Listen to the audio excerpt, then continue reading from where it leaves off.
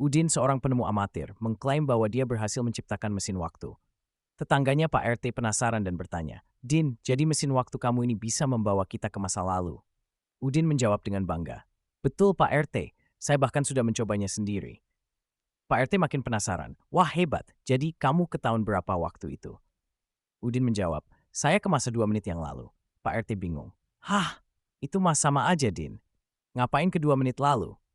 Udin tertawa, "Soalnya cuma itu yang saya mampu Pak. Mesin saya pakai kipas angin bekas."